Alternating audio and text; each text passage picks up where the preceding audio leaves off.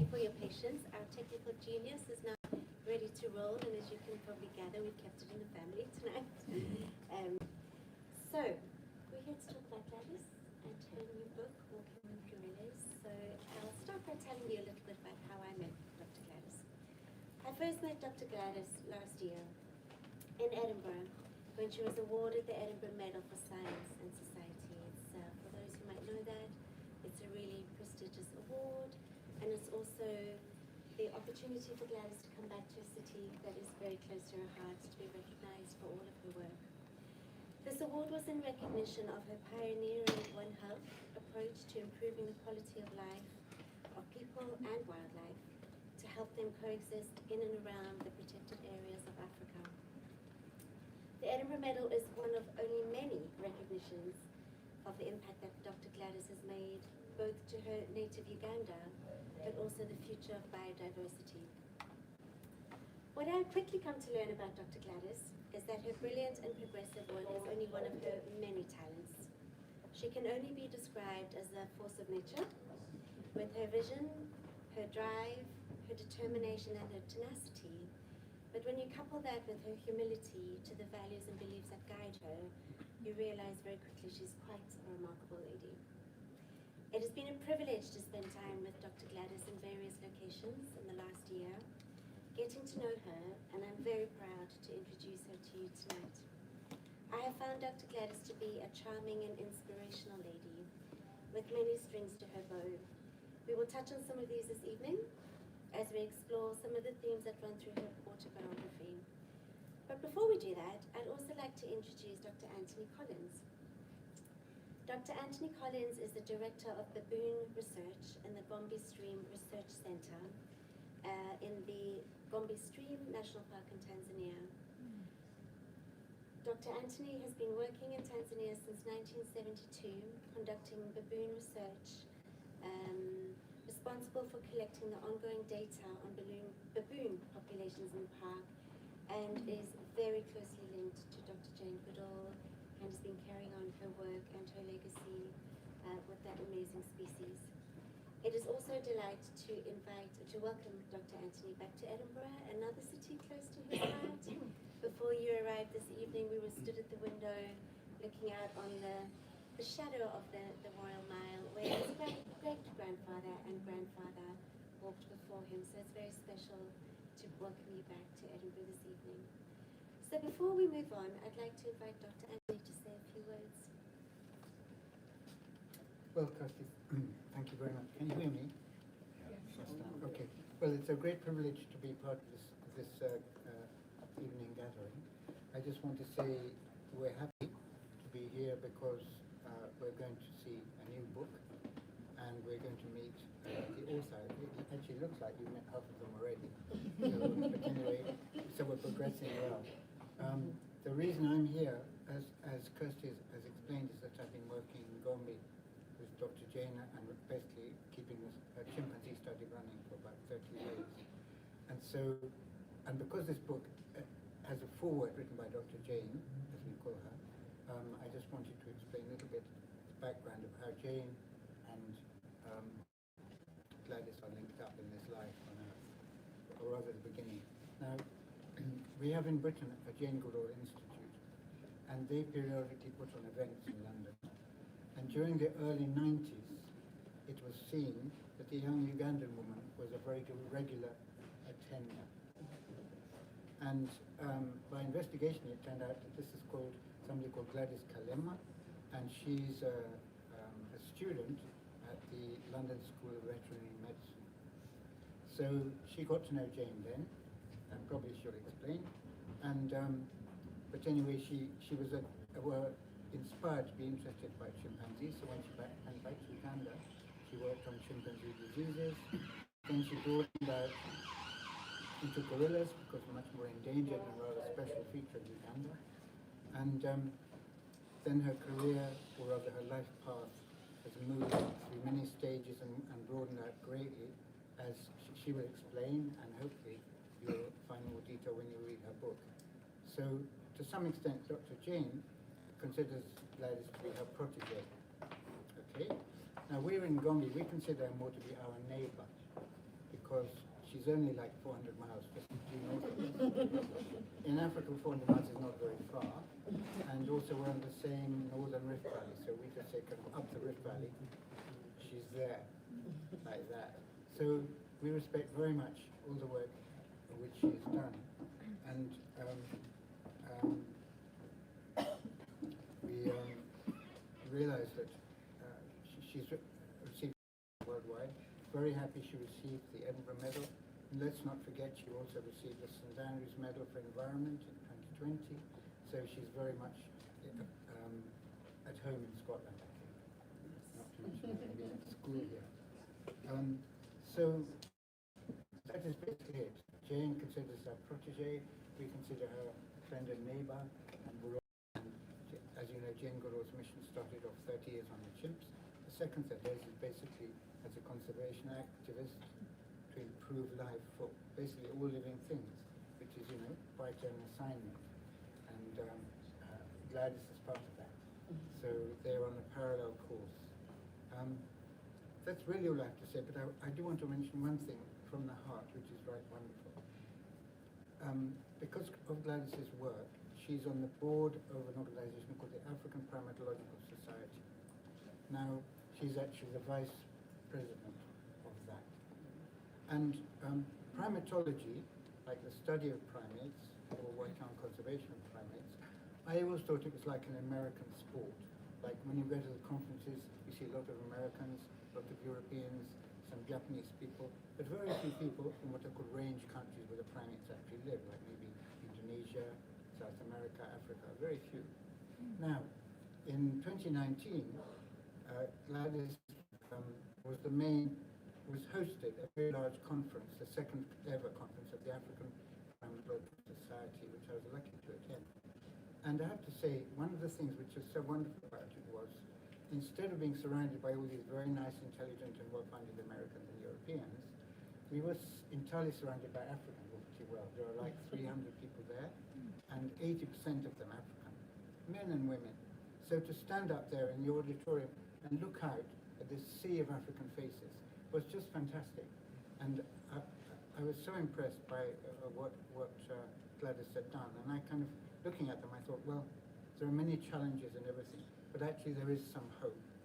There really is hope. If this is what is happening, and I think she's been a key player in setting all that up. As you know, she's worked with many people, she's involved many people, inspired many people, educated many people, and they're all now working on the same broad mission. So I think she can be really congratulated very much for having done that. And even though she's only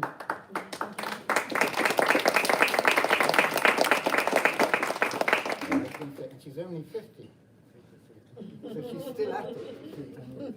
So I just want to close on that point that it's really wonderful to be in her presence, a privilege actually to be with her, and I really look forward to please listen closely to what she said. Thank you so much, Dr. Anthony. So with a story like Gladys's, it's really hard to know where to start. So we'll start with Edinburgh, because this is where we are all gathered tonight. This is the final stop on your global book tour, and you've chosen to finish with us. So we'll start with Edinburgh and why this is a city close to your heart. Can you tell us a little bit more about the role that Scotland played in your family story, guys? I'm very, first of all, I want to say hello to everyone. Thank you so much all for coming for the book launch in Edinburgh. Very special. Thank you, Kirsty, for hosting the event. I'll say Edinburgh is very special because it goes back to my dad. My dad was actually a young student here in the 50s, the 1950s. And 1 year later, he was joined by my mom. They went to Edinburgh University. And then my dad later went back and he joined politics and became a minister in the first government after independence. And my mom later joined politics some years later. So that's why Edinburgh is, the first reason why Edinburgh is very special to me. The second reason why it's special to me is I went to a school called Dollar Academy, and I always used to come to Edinburgh. The Carters who are here today used to look after me. They lived in Uganda in the 70s. and my family got to know them through other people in Edinburgh, the friends, the Mickeys who also lived in Edinburgh. They're very famous artists here in the city of Edinburgh. So it's had a lot of sentiment, and you read about some of it in Working with Gorillas. The third reason is the Edinburgh Medal.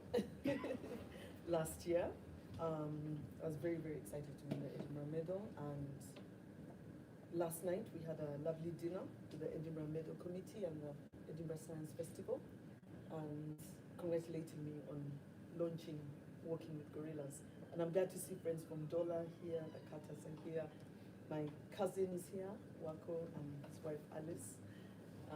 They live in Glasgow. That's another reason why Scotland is special. We have many friends, relatives from different generations. Yeah. My parents' generation, all the way down. We had the Cloppers who lived in Aberdeen, and yeah, it's very special. And St. Andrew's Prize in 2020, I was very excited to win the prize. Our organization won it, and I think somebody from St. Andrew's is here as well soon.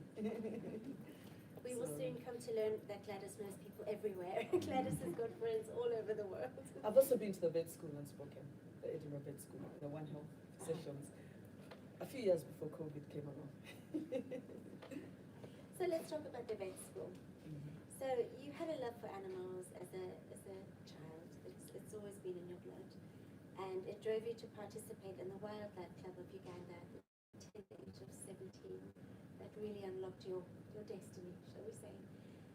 You completed your veterinary science studies, as Dr. Anthony spoke about, and importantly, you secured the first role, the role of the first wildlife vet in Uganda.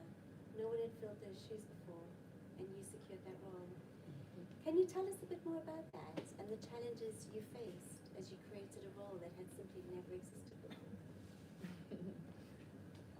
I've always liked animals, and having set up the Wildlife Club, and I saw how little wildlife there was, where we could even take walking safaris in Queen Elizabeth National Park, because there were no more predators and elephants had gone to DRC. I thought I could be a vet who also works with wildlife. And then while I was doing my vet school at the Royal Vet College, University of London, actually where we spoke on Monday, I had an opportunity, first of all, to work with chimpanzees, and then later on mountain gorillas in Windy, in Penable National Park. And I was struck at the threats that were facing the gorillas. So only about 600 or so left at the time. And I spent a whole month there studying the parasites in the gorillas, visited by tourists, and the one group visited by researchers. I saw a very hard edge. I saw their habitat was shrinking, and I felt maybe I should be a vet who's a full-time wildlife vet, because I felt that the mountain gorillas needed to be saved from going extinct at that particular time. This was in 1994. So I wrote to the executive director of the national parks in my report after that research, and I said, this is what a vet does, and I'd like to be your first vet.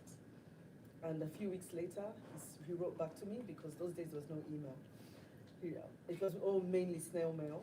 He wrote back to me and said, your job is waiting for you. It's like, I was really shocked. I'm like, whoa. Because at vet school, you're not taught much about wildlife. I did occasionally go to Longleat Safari Park, or Twyford Zoo, or London Zoo, but it was at vet school here and all over the world, actually. It's mainly domestic animals, cats, dogs, horses, cows. But I still took up the challenge because I was very excited about it. I felt very strongly about it, and went to Uganda. And actually, one of the biggest challenges I faced was that nobody understood what I was supposed to be doing. I was given an office with the internal auditor. I was just given a desk, a chair, and I'm like, I need to be out there treating the animals. So I wrote to Europe. It's now become the Gorilla Organization, and I serve on their board. And I said I don't have any equipment. And then Gillian Miller, who was heading it, contacted Care for the Wild, and they donated a second-hand vehicle. And then Gillian donated darting equipment and drugs. And Debbie from Jane Goodall Institute in Uganda, who was hoping to set up the chimpanzee orphanages, they donated. She managed to get Taronga Zoo to donate drugs. And slowly the vet unit started building up. So I started becoming a fundraiser straight away. But everybody was a little bit concerned about me touching wild animals because no one touched wild animals. The limping warthog was the next meal for the lion. 2 gorillas are fighting. It's time for another one to take over the group because you need new genes in an already endangered population. It was always like that. But everybody agreed that if it's human related, like snaring due to poaching or disease, then you should intervene. And so eventually people started to accept my role. And within the first year of being there, we had a disease in the gorillas. But that was quite interesting. Although Dr. Edroma, the executive director, really believed in me and got me to do all kinds of things like moving elephants and, and giraffes, which was very exciting but very difficult to do. And we're glad that resulted in a great outcome for wildlife. One of the things that the many things I was struck at as I read through that chapter in your book is the lack of resources that was available. That was quite startling. And I saw examples of some very innovative problem solving, which included, if you could picture in your mind's eye, Gladys attaching syringes to a long pole to try and dart animals up a tree. There was a story about one gorilla called Big Brown. His rescue plan involved a trampoline, which I thought was quite innovative as well. So it was interesting to hear about some of the challenges you faced without the resources to do your job properly. But I was also struck with an element of your story, which was that your veterinary skills have only really been one small part of what your role has required. A lot of it has been about creative problem solving, but also the importance of teamwork. And as I read your book, I realized just how vast that becomes when you start looking at the people you work with, and that has involved, particularly in the context of Uganda, working with the Peace Corps, working with rangers, park wardens, leveraging your network. You've just described your fundraising role. How much of a part of success has the value of teamwork been for you in pushing your work forward? I would say that teamwork has been extremely essential because when I was hired as the only vet in the organization, I realized I relied on the trackers and the rangers to find the animals that were sick. Because they'd call me and say, there's a gorilla which is sick, and we get there, and actually the gorillas were a little easier to find. But I do remember one time they said, there's a gorilla which has a rectal prolapse. We saw it ourselves. The next day we went and couldn't see it. And they couldn't identify the gorilla. Or they'll tell you the elephant has a snare, and then you get there and they've lost the elephant, they can't find the elephant. Or the chimpanzee that had a snare attached to a 10-foot pole, he disappeared in the forest the next day and couldn't find him. So I knew that I really relied on the trackers and the rangers to follow the animals. I couldn't get to them without them. And then I relied on the wardens, because they're the ones who decide whether or not you should go in, and they provide the manpower and the resources. So there was a lot of getting everybody to own the importance of animal welfare and conservation. And from the beginning, I knew I needed a lot of teamwork. I also worked with vets from other countries. In Kenya, I got a lot of training at the Kenya Wildlife Service, and also vets from Rwanda, the Mountain Gorilla Vet Project, and Makerere University. Some of the vets came out. There's a German vet who used to sometimes do some work with wildlife. So I was always calling on people to help me in different ways. And then also the organization in general. I think by the time I finished working there, I learned so much about conservation because I've been there in it the whole time. So it was a really interesting experience, and I learned that without teamwork, it was impossible to get anything done. But I also learned how to train people, how to follow the animals, look after them, help me when, monitor the anesthetic while I'm carrying out a surgical operation or something like that with the rangers. So, and I realized that you can train people of all types, no matter what their education. But I also knew no matter what their education, if the tracker leaves you in the forest on your own, you may not be able to find your way back. So I really learned how to work with all kinds of people, and that was very important. Even the tour operators who brought the tourists, they became very close allies of us as well. You touched on the gorilla with the prolapse, and I'd like to pick up on that one in particular. So that gorilla was Kahara, a female gorilla. She was spotted by one of the trackers. She was experiencing a prolapse, and she appeared to be deteriorating. As Dr. Gladys has touched on, the role of intervention is quite a difficult one. around when you should let nature take its course and when you should intervene. And in Kahara's case, that was a really difficult case because the scientific community was really torn as to whether there should be an intervention to treat Kahara or let nature take its course. And you had to really think hard and do some soul searching because it was a very divisive debate, and in particular in the situation where the endangered species are facing a threat to have a female in the species that could have support, really created a challenge in the scientific community. Can you talk us through how you made a decision in that scenario, how you weighed up what the right course was as to whether or not Kahara should be treated? Yeah, that was a really tough one, because some of the biologists said we could be promoting bad genes in an already endangered population. So then I said to them, are you sure? And they said, no, we're not sure. Because the gorillas in Bwindi and Virunga, the two mountain gorilla populations, had been separated so many years ago, hundreds of years ago, and some of them had partial fusion of the digits, and so they thought, if you save her, because it's a strange condition, you could be causing more problems. But then on the other hand, the warden was like, the tourists are very upset because Kahara was slowly getting worse and worse. The maggots had now started to pull up her body, the rectum, and the tourists were telling the warden, go and call the vet right now. So he had other pressures. And then for me as a vet, from the animal welfare perspective, I thought we have to put Kahara out of her misery. We really need to treat Kahara. So that was a tough one, you know. But at the end of the day, I realized it was the attendant vet who makes the final decision. And being a female, in conservation, females are more important than males, sorry to say. Because all the females are going to breed, and the males may not. Because within a gorilla group, it's only the dominant silverback who officially mates with the females. And some male gorillas may never have any babies, sire any babies. Same for chimps as well. And so, in the end, decided to intervene with Kahara.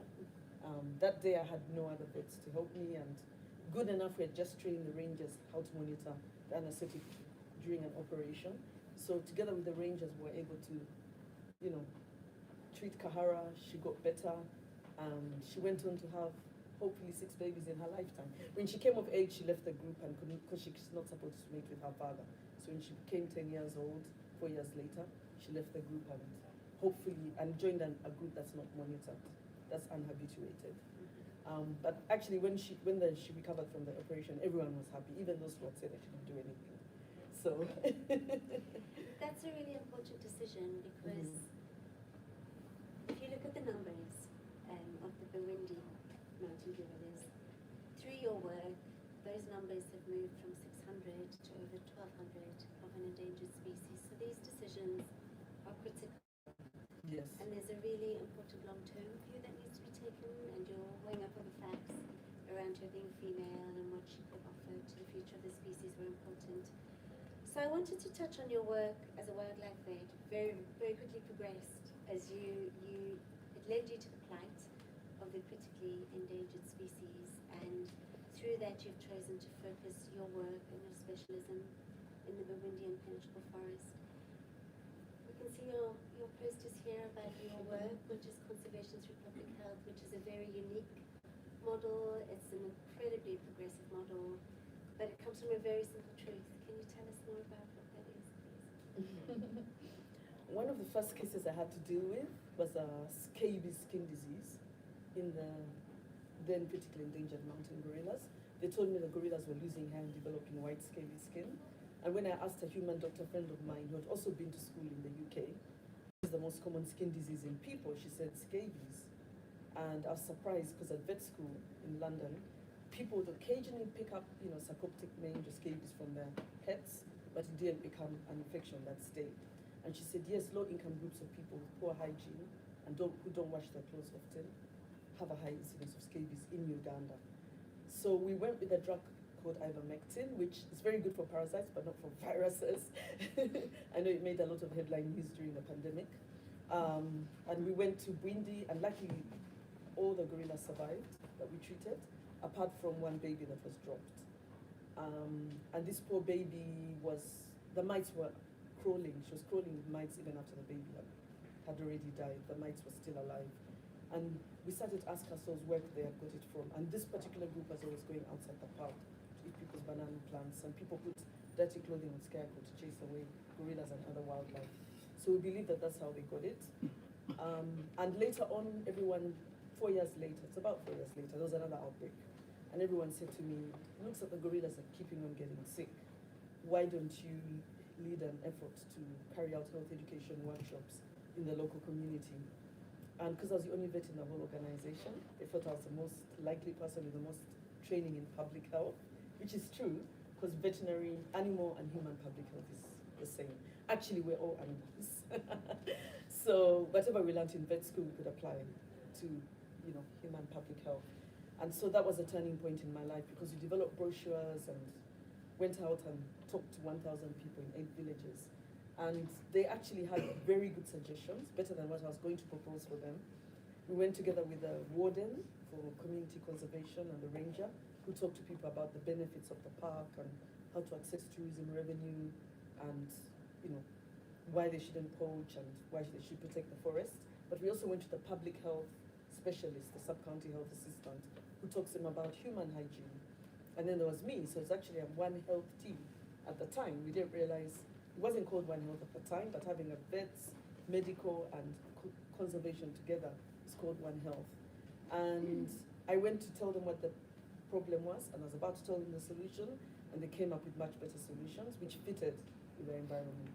And a lot of those is what we used to start the NGO, the charity Conservation Through Public Health, which this year we celebrate 20 years, which is very exciting.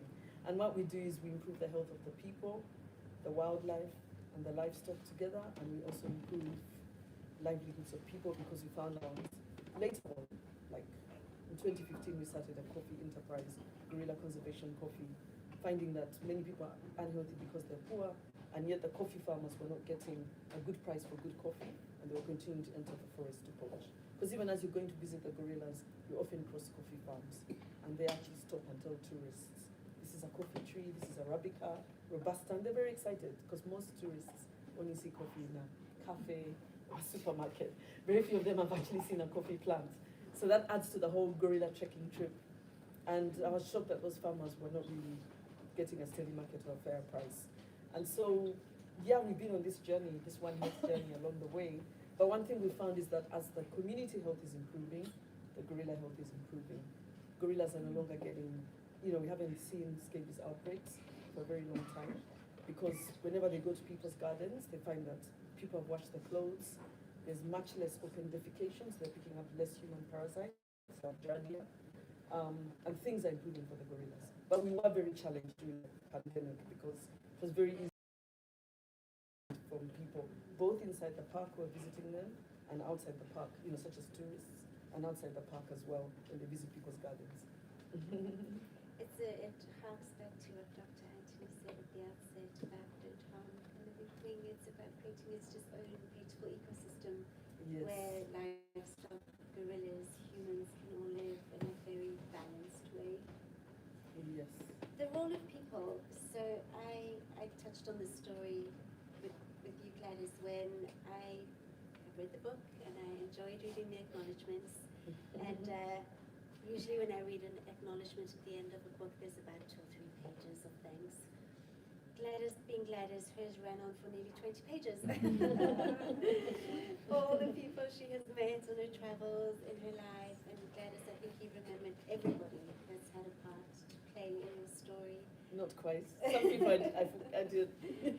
But I was touched, having known you, that you've got a real ability to form lasting relationships with people from all walks of life, and they're such an important part of your story. And there was one story in particular that I was really touched by, and that was a lady called Peace. And for those of you who haven't read the book, I'll do a very quick introduction where Dr. Gladys was hiking through the Burgundian impenetrable forest. For those who have seen it, perhaps have been, it's very hilly, it's very dense, it's very challenging, Dr. Gladys set off on a mission, possibly not having prepared as well as you might have, with very little sleep and possibly not enough sustenance, and was just exhausted. And when she thought she could go no further to get up the hill, one of the villagers, Peace, came to extend the hand of friendship to help you up the hill. Yes. And it took you a while, possibly 24 years, to find her, but you found her, and you Yes. reconnected. Can you tell us more about that, please? Yeah, that was amazing. One of the very first cases I had was, now the wardens were told, you now have a vet. So they were thinking fast. They're like, okay, this particular lone silverback gorilla had scratched somebody. And the warden had to pay hospital bills, and the community was very upset. So he's like, now we have a vet, we should move this gorilla to another part of the forest. It had never been done. Mountain gorillas have never been moved from one part of the forest to another. So I get this message, come and translocate the gorilla. He even told us where we should take it. So I went with two vets one was based in Rwanda, Mountain Gorilla Vet Project, and one was based at Makerere University, who had ever worked in Rwanda before. And I just said to them, let's go and try and get this done. But what happened is, this particular gorilla was so spooked out because he was only half habituated. It turned out that they had habituated them, and it was very steep, and the Wildlife Authority thought this is too steep for tourists, so they stopped. But that's a very dangerous phase with wildlife, because they've lost their fear of people, but they're not yet used to people. And so when we went to check on this gorilla, the first time he charged us the night before, and we said, let's leave him alone because we don't want him to disappear. The next day when we darted him, the dart wasn't quite enough because he was half habituated, and we chased him for 4 hours into the forest, all the way down the hill. I remember I was so tired. And then when we got to the bottom of the hill, for those who've been there, like Mary, and I think Sonia, you must have seen the gorilla, it's really, the windy hills are quite steep. And I just said to everyone, I'm going to spend the night here. And they said, no. And I said, I can't go anywhere. And then Dr. Jonathan Sleeman, who had come in from Rwanda, he walked up further. And he got some people to come and pick me up. And I suddenly saw this very strong lady coming to me. She just grabbed my arm and started walking me up the hill. And I just so energized when I saw her, because all this time it was only men everywhere. You know, the rangers were men, the trackers. I was the only woman out there in the field with the wildlife. All the other women who worked in the government, the Wildlife Authority, were either at headquarters, you know, in senior positions, or community conservation wardens. But suddenly this lady was there. So she pulled me up the hill, very strong lady, Michiga lady. And then when we went back around COVID, and I said to people, look, I know poaching has gone up, but you really have to protect the gorillas. The tourists will come back one day, when the pandemic starts to go down, and we need to continue to protect the gorillas. And I told them how when I first came to that part of Bwindi, there was no single hotel. That time we had to camp in a school on the floor in sleeping bags, and it rained that night, so we woke up in the morning when we were soaked to the skin. And I said, but now you have lodges here. There are about 20 lodges now in that part of Bwindi. And I said, because of the gorillas. And then I told them how when that happened, and someone put up their hand and said, I remember you. So I was really shocked. And he did remember me. And he talked about the stretcher, the mattress he had got for the gorilla and everything. And then I said, and where's the lady who helped me? He said, I'll take you to meet her. So he took me to meet her. And that was a very emotional moment. She was so happy to see me. And I introduced our boys to, our two sons who are here, Indigo and Tendo. I introduced them to Peace and her children, and it was a very emotional moment. But I realized that when I asked Peace that time, what made you come and collect me? And she said, even the person who told me that they didn't think I would make it because I was a city girl. They're like, she's not gonna make it, But P said to me that she had never seen a woman going down there to look after gorillas, and she was very encouraged. She said, I have to go and help this fellow woman, and that's why she came down. And so I was like, yeah, as women, we always have to lift each other up. But yeah, that was really amazing. But I've kept in touch with Peace, very special lady. I'm not surprised. I wanted to touch, just stepping away from the gorillas just for a moment, I wanted to talk about your connection to Uganda. And the work that you're doing is as much for the gorillas as it is for your love of your country. Uganda has a complex and painful history. Your family's played a very prominent role in striving for a greater future in your country.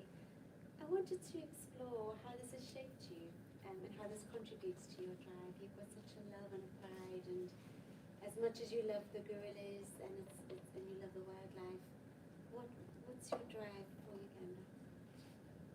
Yes, Uganda is, a very special country. And unfortunately, when I was 2 years old, my dad was killed by President Idi Amin, who had just come into power after the first government, after independence had been overthrown. And my dad was a cabinet minister in that government, so he was targeting prominent people. So my dad was abducted from home and never seen again. And I was only 2 years old, so I don't remember him. But I grew up when I was old enough to understand that I had a father who had done great things for the country, and his life was cut short very unfairly. So my family kind of have all tried to continue his legacy, my siblings, my brothers and sisters. And I felt that I wanted to continue his legacy as well, but through my passion for animals and wildlife. My mom encouraged me to follow my dreams, and my older brother also loved animals, so he used to bring stray cats and dogs home. And I developed a lot of love for animals. And through that, I've always felt that I wanted to do something for my country and bring back the Uganda that my dad left behind when he was so unfairly taken away. And so that's when I went to Queen Elizabeth National Park as a high school student, and I saw very little wildlife, and I knew the reason why. A lot of animals were poached during the Idi Amin regime. Idi Amin actually started hunting elephants in the national park. National parks are supposed to be safe havens for wildlife, but he went in there on sport hunting and targeting animals. And then when actually the Tanzanian army, that in very good faith was trying to get rid of Idi Amin, the soldiers also ate animals because they had nothing to eat. And so I really felt that I could be a vet who brings back the wildlife and continue my father's legacy. So discovering the gorillas actually has really helped, because the gorillas have put Uganda back on the map. Uganda used to have more wildlife, I think, at least a greater density of wildlife than even Kenya and Tanzania. That's why Winston Churchill in those days when he was Prime Minister. And now this, it's no longer the same. But when the mountain gorillas were discovered, and now so many tourists are coming to Uganda because of the mountain gorillas, then they get to see other animals, and security has come back, so the animal numbers are beginning to grow, both inside and outside the park. I think I feel very happy that I've had contribution towards that, and pleased that the mountain gorilla numbers have almost doubled since I first started working with them. We've only touched the surface of Gladys's wonderful story, and I'm sure when you leave tonight and you read the book, you'll be immersed in the story. But I wanted to ask Gladys, as we sit here today and we look across your incredible journey, if you were to think back to 17-year-old Gladys, setting off to the Wildlife Club of Uganda, are there any words of wisdom you would like to offer your younger self?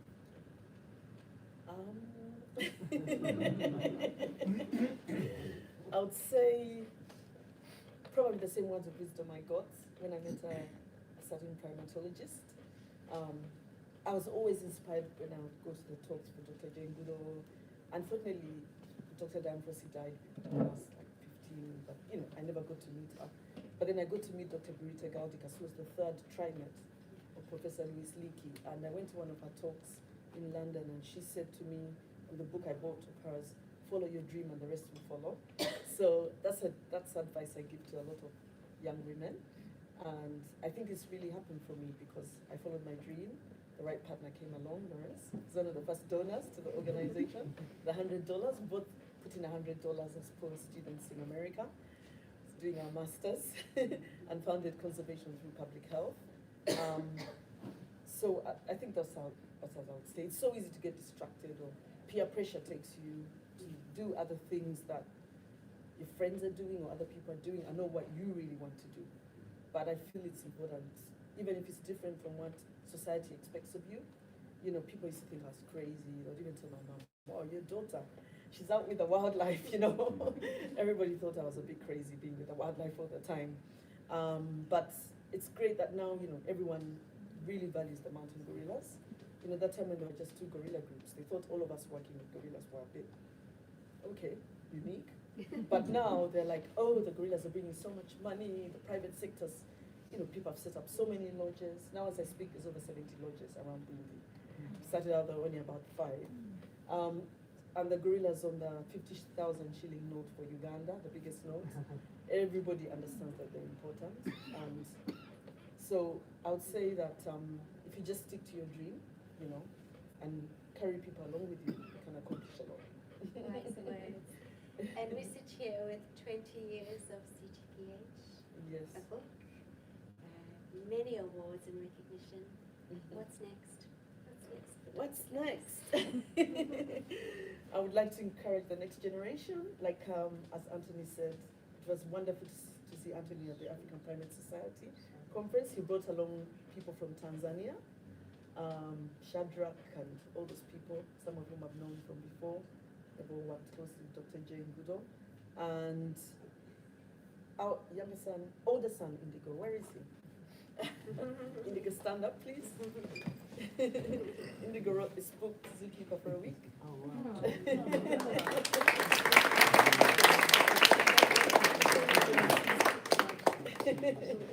Based on his experiences when he was 13 years old, working at the Entebbe Zoo. He had spent so much time with his mom, I guess, and they allowed him to go into the zoo as a junior zookeeper because they knew he wasn't scared of the animals. Spent enough time with me. But he wrote this book during the pandemic. His teacher, Kathy Kureita, his former teacher, thought, after he wrote an article for the newspaper, he could do a book. And it's won an award. It won the Moonbeam Gold Award in America.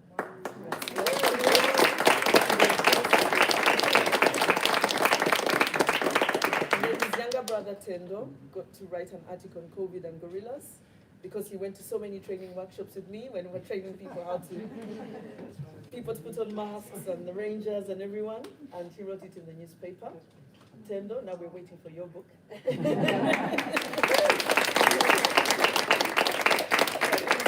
to encourage the next generation. We just started a program funded by National Geographic, a STEAM program, which is STEM, science, technology, engineering, maths, plus art, around Bindi for 10 to 24-year-olds, working with Global Green STEM. The African Primate Society is another very important thing that we'd like to keep doing, and also empowering more women in conservation and leadership in conservation. Because now I'm a member of Women for Environment Leadership Council, trying to mentor many women to realize their potential in conservation. And as we also continue to spread our approach around the world, working with partners where gorillas are found and other countries, and also within Uganda, and promoting responsible tourism, making sure when you visit gorillas or chimpanzees, you're wearing masks, but you also support the communities, and you know, support. We want to continue also grow gorilla conservation coffee. But my mom, I talked about her. Yeah. She's been a great advocate of my work. You see a photograph of her in this book and hers when I took her to the gorillas. She thought the gorillas were very dangerous. She really did not want me to study the gorillas. It was a fight. She said, and I said to her, they don't specialize on 24-year-old vet students. They're not going to mow me. I got really upset with her. But in the end, I got to see them. And when she got to see them a few years later, she's like, wow, they're just gentle vegetarian giants living in a big salad bowl. So she wrote this book also about her political career and her being a pioneer in the women's movement. So I'm very excited about that. I also serve as an advisor of the Umoja Wildlife Conservancy, where we're trying to protect wildlife outside protected areas, because that's the new way forward. Not all of it will remain inside. And I'm glad that Sonia is here. She's another advisor. She's another connection to Edinburgh. And yeah, we just want to keep doing that. Thank you. Thank you. So in closing, a truly remarkable woman, a truly remarkable And I might story. write some more books. So Waterstones, Watch be ready this for another space. book. This is just a warm-up. Because actually what happened is, with working with gorillas, I had written too much and my editors edited it down. It sounds much better. But some of it, I met one of them in New York. I met my main editor, Lily Golden, and she's like, you know what, Gladys? There's some parts of your book I think you should write a book. You can stretch this part or that part. So, I mean, there was lots of good bits we left out, but I think she pulled out the main part of the story.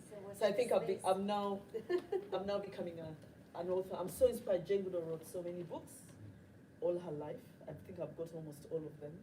And it's not easy to be out in the field doing the work and writing, but she always inspired me to do that, and I'm glad that Walking with Gorillas is finally here. And so I've started to follow her footsteps in that respect as well. We're glad to. So are we.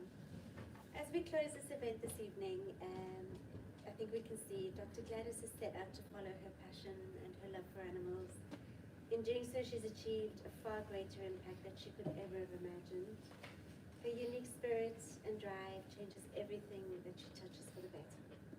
So Dr. Gladys, we thank you for your tireless efforts to protect the mountain gorillas and Ugandan wildlife, to improve the welfare of the communities around the Windy, and the inspiration that you offer all of us.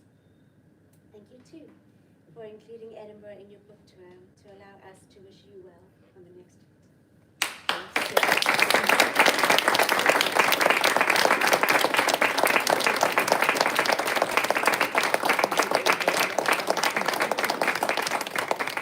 And we have a surprise for you, a song. Maybe Lawrence, you can play what Gasuza has said about the song and then play the song. Are you able to? Good. You mean stopping the live stream though? Yeah, that's fine. It was a surprise for Lawrence as well.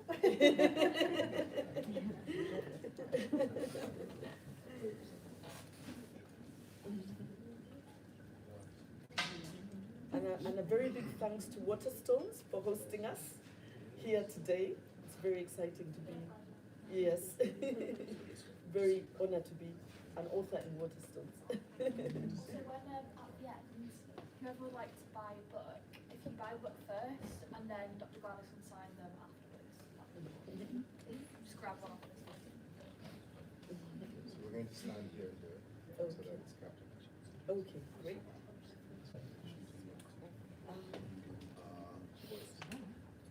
Grand finale. Stand up. We're going to improvise. Can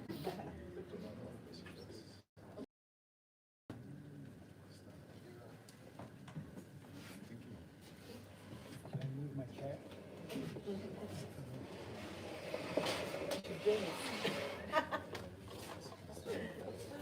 Okay.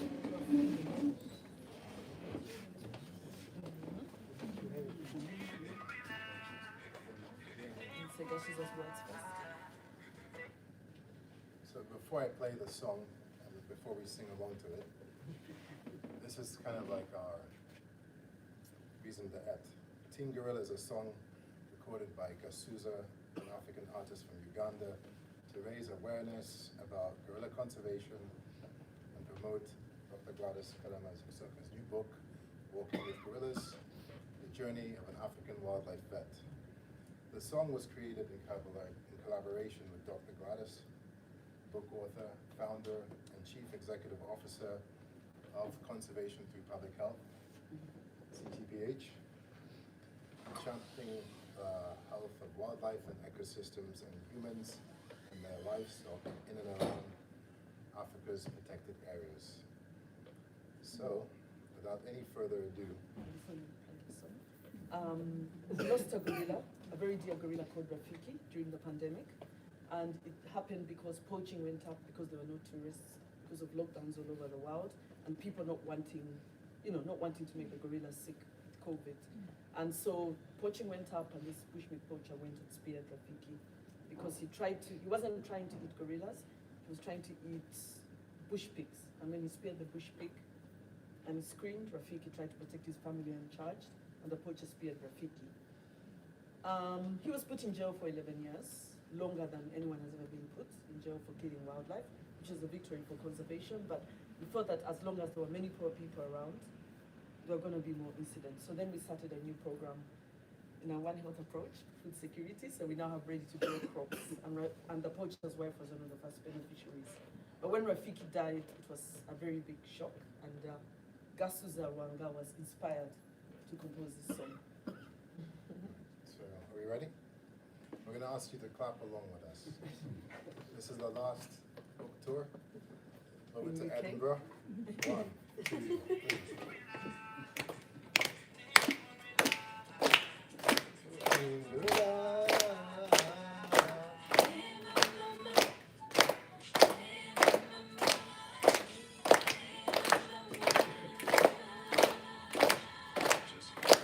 Hey, my mama. Hey, my mama. Saving one gorilla can make a difference. It's a mountain gorilla. We've got to protect them. Saving one gorilla can make a difference. It's a mountain gorilla. We've got to protect them. They face extinction. Habitat shrinking, have a heart, a little conviction. I see all approaching, on the land we're approaching, have a heart. Saving one gorilla can make a difference. Can't hear you. It's a mountain gorilla, you got to protect it. Saving one gorilla can make a difference. Protect our mountain gorillas. I think he was a friend. Why did you scare him? Why did you scare him? I bought a silverback. Rest in peace, Ralph. They're killing us at sea. They got hands like you, feet like you. They're just like you. One gorilla can make a difference. It's a mountain gorilla, we got to protect them. Saving one gorilla can make a difference. Protect our mountain gorillas, we got to protect them.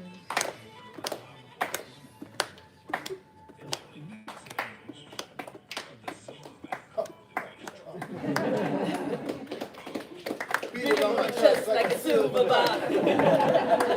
Hey, my mama. Hey, my mama. Hey, my mama. Hey, mama, Warren.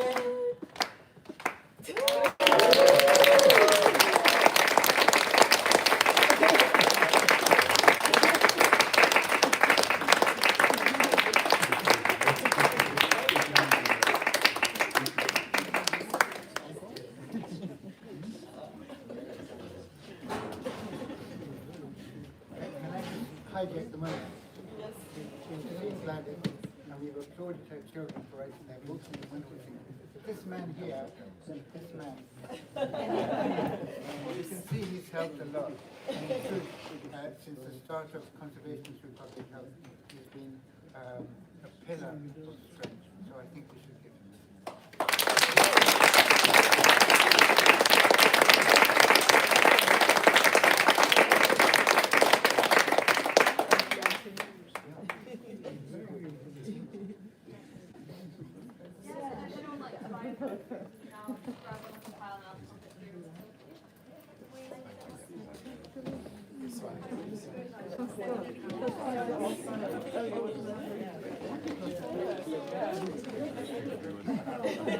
Well, we try to sing without the music.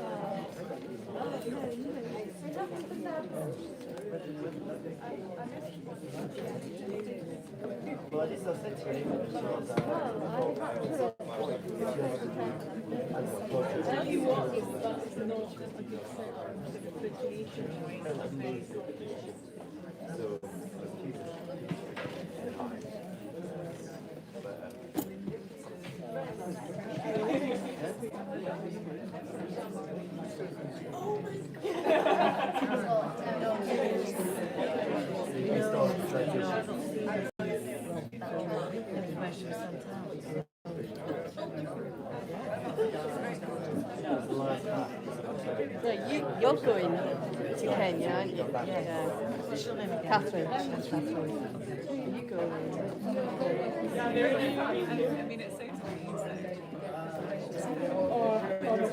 Oh yeah. Agency, I've got a bit of money, so I thought, why not? Precisely. I'm like, yeah, since Mary's laid on this itinerary, it's like incredible. And are you in the Facebook group? No. We've got a group going. Okay. We were all kind of launched and then we didn't get much further. It's so far away. Yeah. No, you know, that's what I was thinking. Travel, I think certainly some of us who know each other are going to be travelling together. Yeah, no. From Edinburgh, which seems to Yeah, I live in Edinburgh, so I would do it probably, that way. yeah. I'm going to get a book.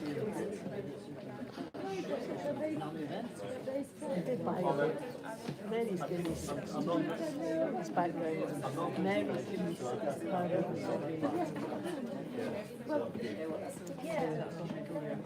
Did you work with Mary? So you work at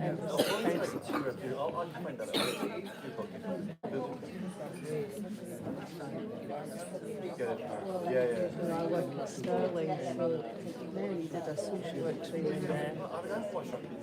Did a I thought I recognised you. Yeah, Edinburgh's still putting about 6 people on each year.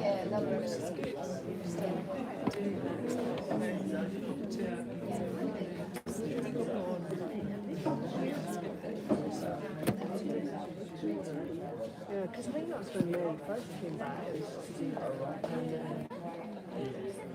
doing a PhD. Used to meet up for coffee chats because I was going to be doing a PhD as well. So you're still in the field of Addison? So now you're quite newly, so yeah, nearly 2 years. You've got Vicky Sutton now as a colleague who was in Edinburgh and used to be on the MHO award. I have to do a bit of work for insurance. Yeah, she's great. Yeah, she is. I only live 5 miles, 5 minutes away from her, so she came round for share a bottle of wine last week. Certainly woke us all up. We needed some fresh faces. Right.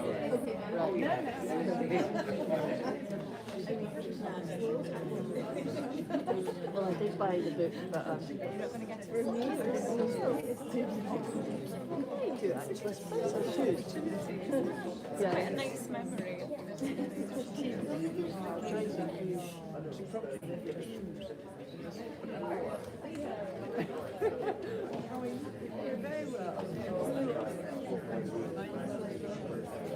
Is this the end of the queue?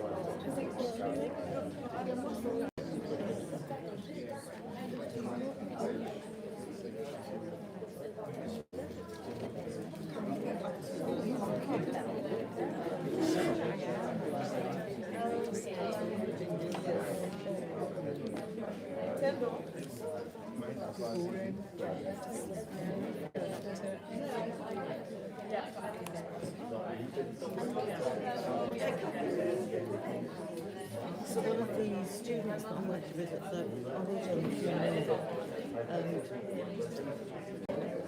is wanting to, one of them wants to early childhood years, foster adoption, which you can help with as well. But the other, one of them, Lucy and Lisa, and one is a postgrad, she's done history, she's one of the fostering and adoption, and she's a child stuff. Lisa wants to do mental health. And is interested in borderline personality disorder. emotionally unstable. So I said, oh, I'd like that. Yes, yeah. That's interesting. It's not mine. Oh, yeah. The emotionally unstable personality.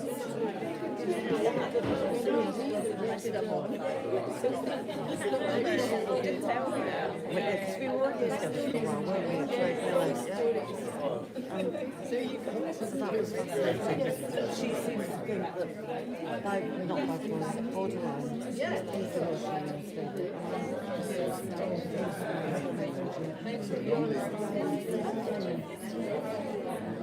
I mean, a lot of the folks are more like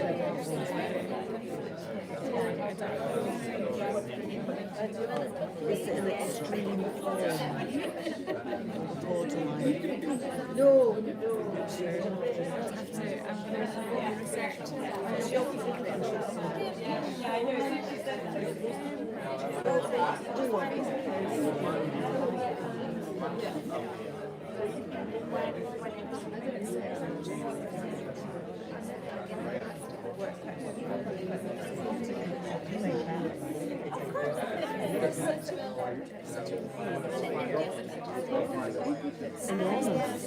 Enormous.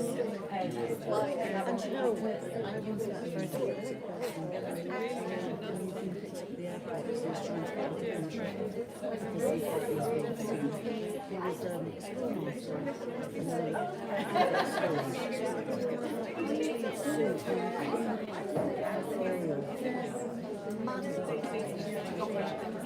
and I just remember standing in the old Andrew Duncan kind of listening to this absolute and then look at you, he said, are you 44? And I was thinking, in all of that, everybody else,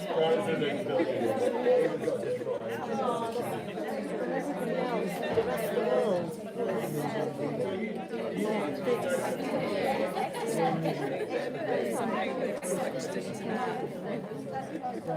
Yeah, no, I find it really fascinating.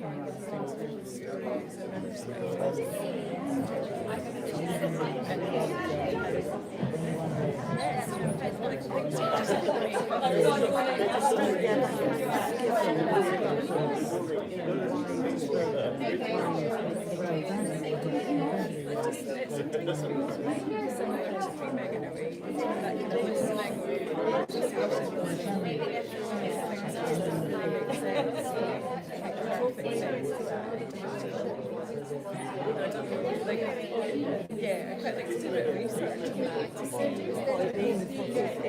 I mean, the system has a percentage in the world never changes.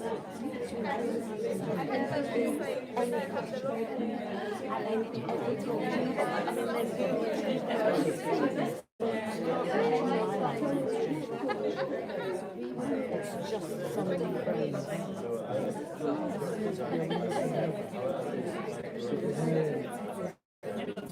And no matter what version it is,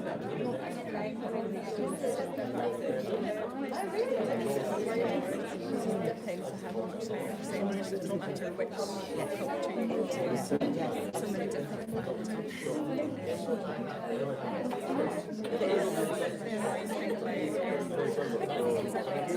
Research and sometimes just practice. It's quite difficult to access that. You're not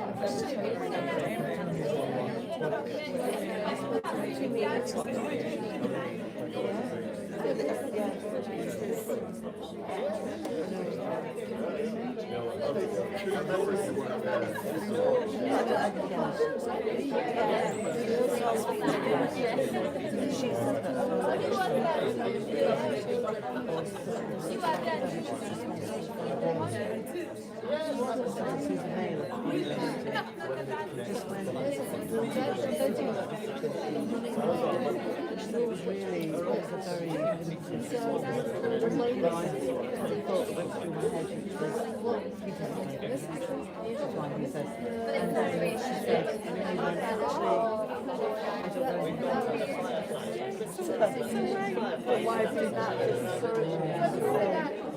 that's amazing. That's just amazing.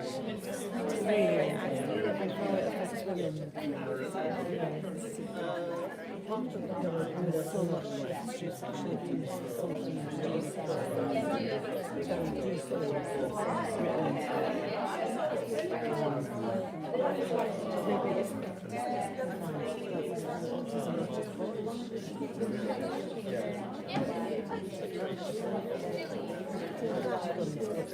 Insert mental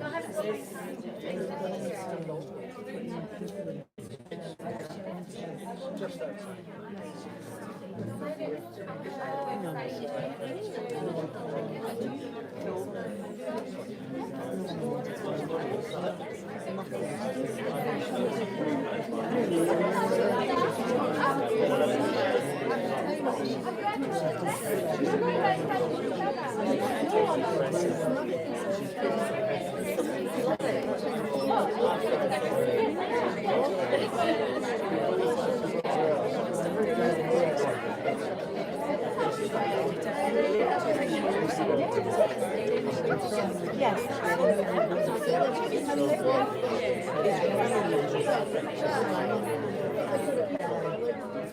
Having the same relationships with parents over and over and over again. I know these relationships are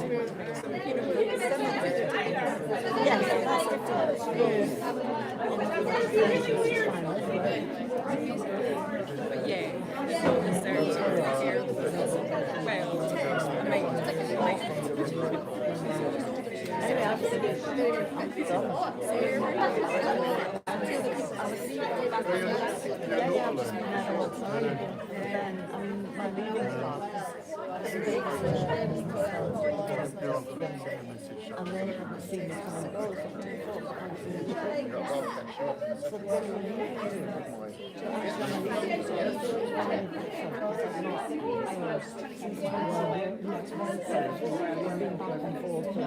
Know people and they don't know all of that. So I was leaving here. Oh my God, Jet. Can't wait for you to you know, and so all the people that know are saying this is the real discount. And they were like, I think I'm done. I think I'm done. You know, my heart was working in the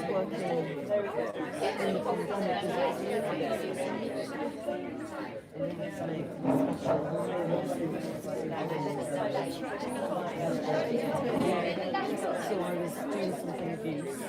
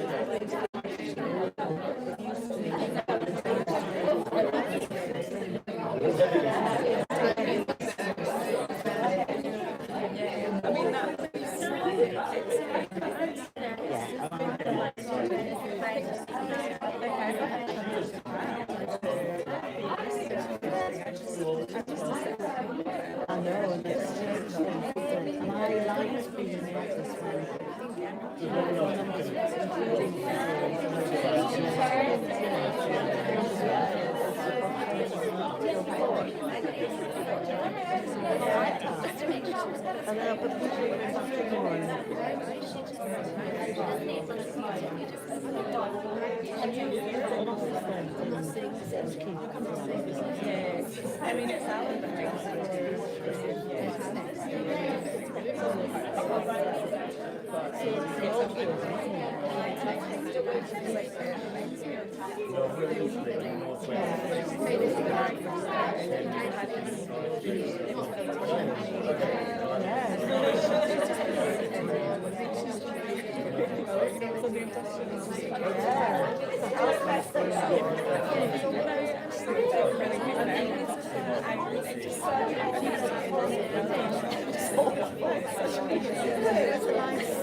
It's a nice team.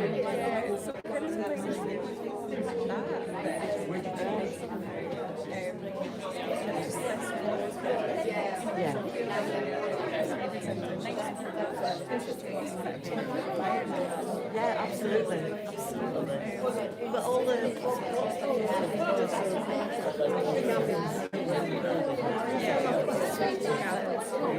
but the cleaner, Joan left. She retired. She was exactly the same age as me, so she retired the last time she was retiring. And I've gone away, and she retired. I've given her something. And when I got back, she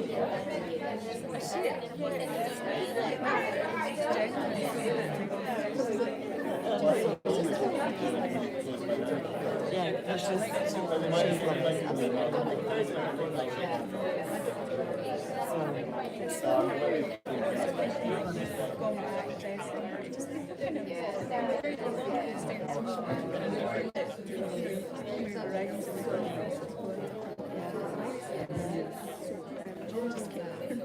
going round and round.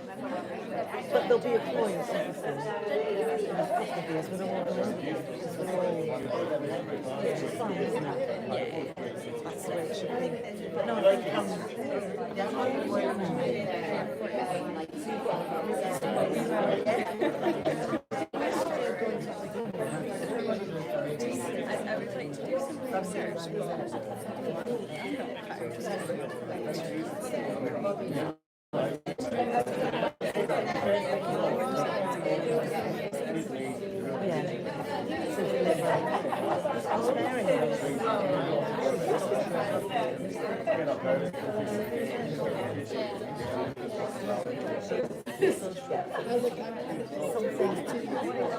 it's an film or deeper.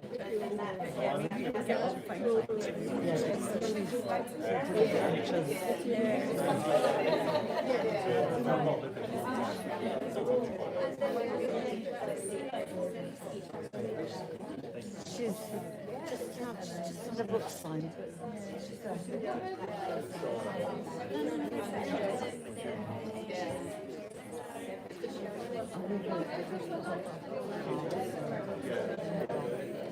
I've got grandchildren now, so I was in New York.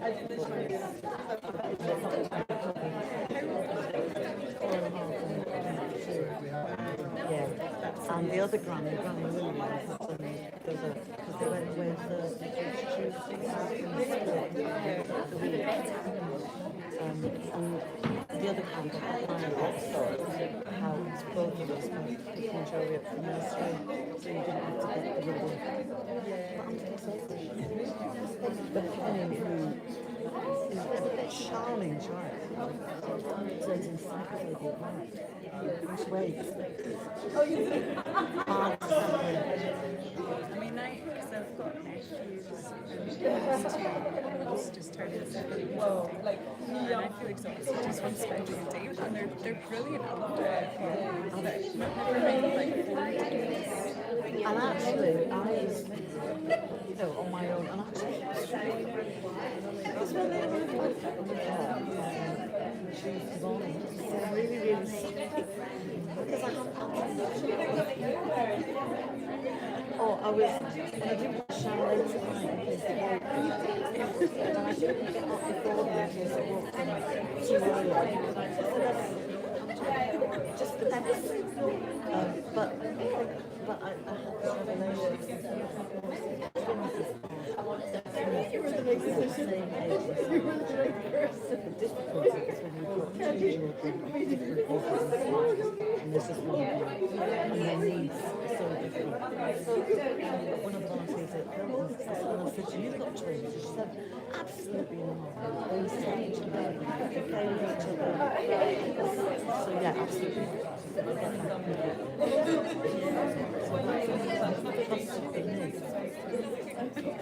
not convinced. I've got a friend, I mean, she's got twins and Oh, bless her. and Then she was beautiful. And you've got your partner. This woman was a widow. She just said, no, so was the queue seems to be going down.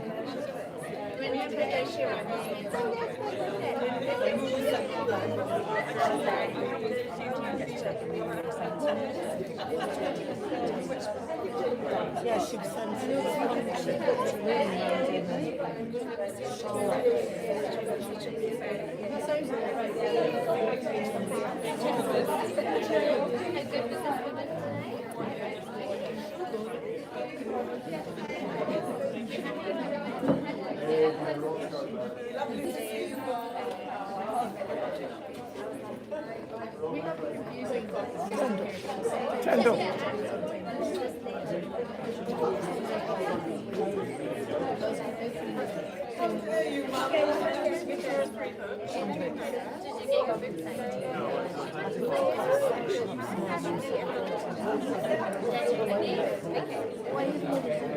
Charlotte streets.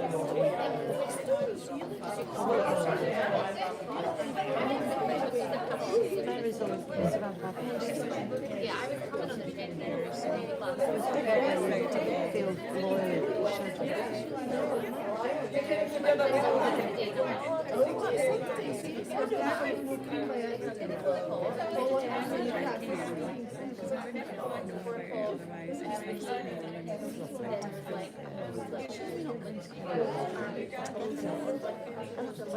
I mean, I read the itinerary and it's fabulous, but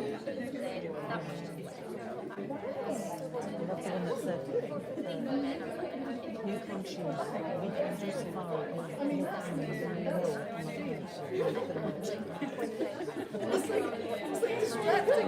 just wanted to do everything. I want to do it. And then I've written on the off and then I've written on everything and I'll send it back to her, I'll photocopy the whole thing. And it's like, are you happy to sleep in a dorm?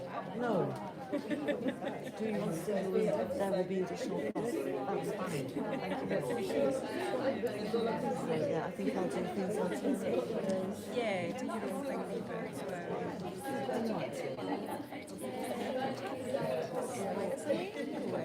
Elaine Clark and Norma are doing.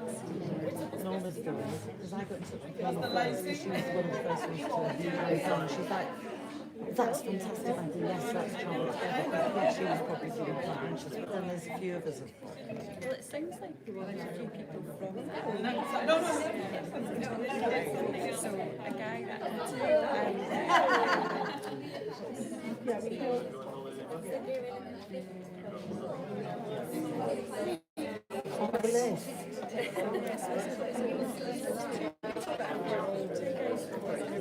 I've heard all about them.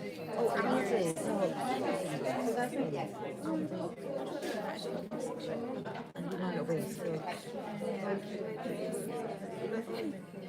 you might not be able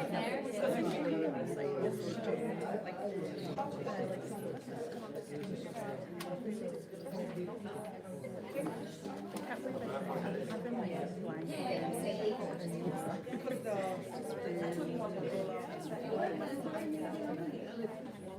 She included a list of Your yours. that's maybe before your time. Yeah. So no, Kirsten, I think has been involved, but she's got so much to I went to the data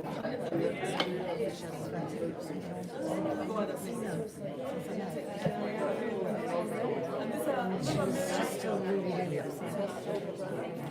It's a real thing. You know, somebody comes in and she's like, and I said to her,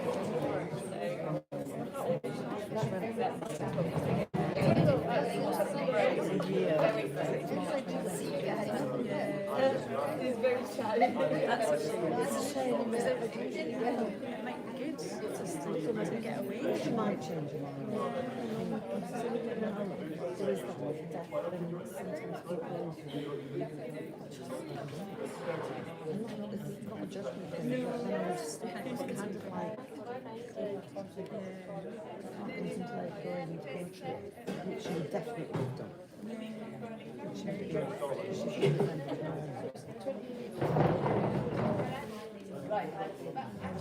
Isn't it? Great. That's what I want. As much as I like people, Yeah. I want to be. Very intense. It's going to be quite intense. I think the one of the places that we're staying is a kind of Christian retreat, which is fine. It's got a retreat. And then there's visiting sacred prayers and sacred books, and I'm like,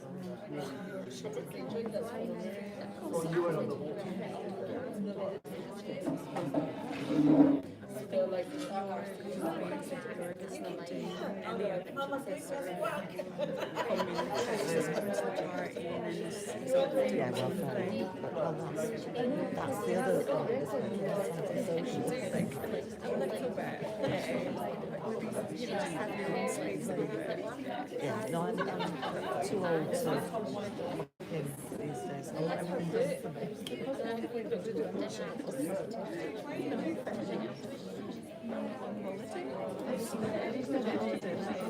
That's work, but no, not really. You need to go to Bishop Mary if you don't mind it. Yes, I do. If you don't, you'll miss I'll them. not get to I'm going to join in the queue.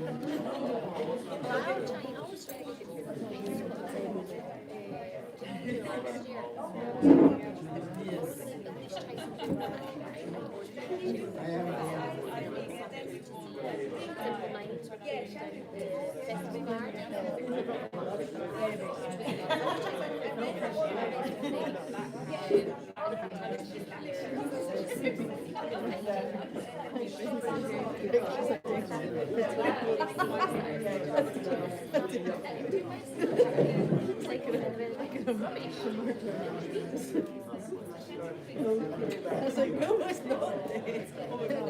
Not dead, it's my food. How dare you?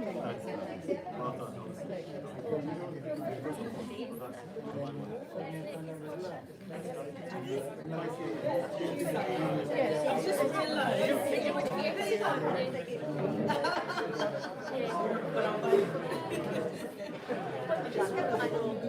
Fleeces and layers on.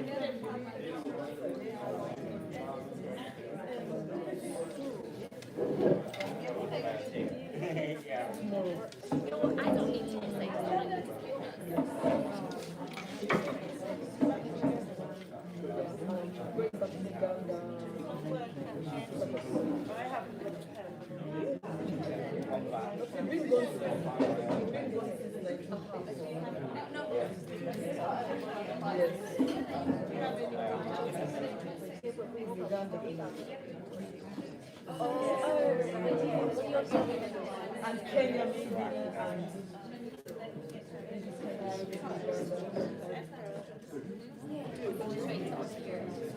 that was crazy.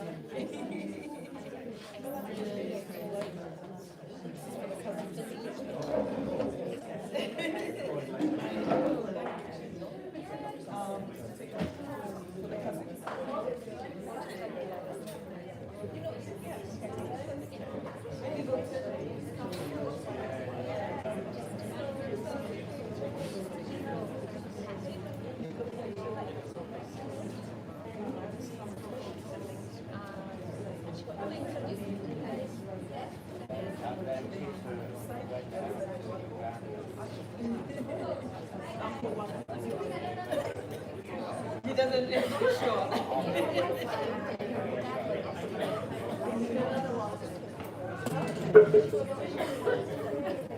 at this one now.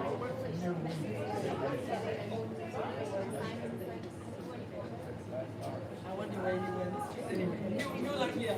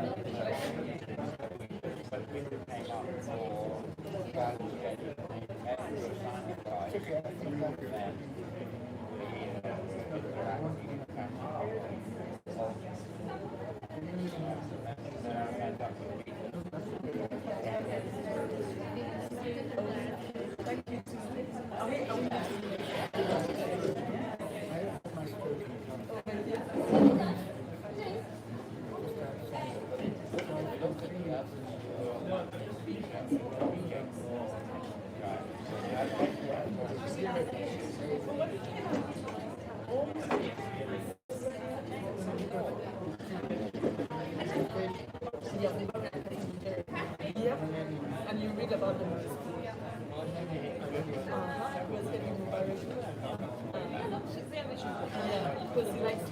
Mary, did you bring a bag? Is that your bag?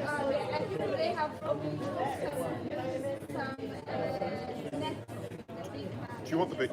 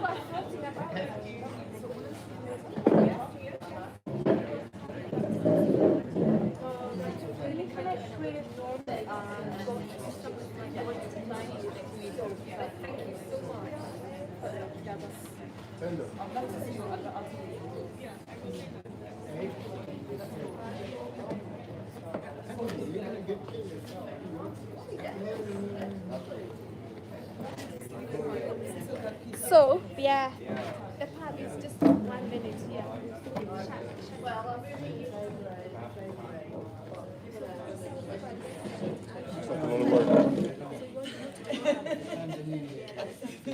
Oops, sorry.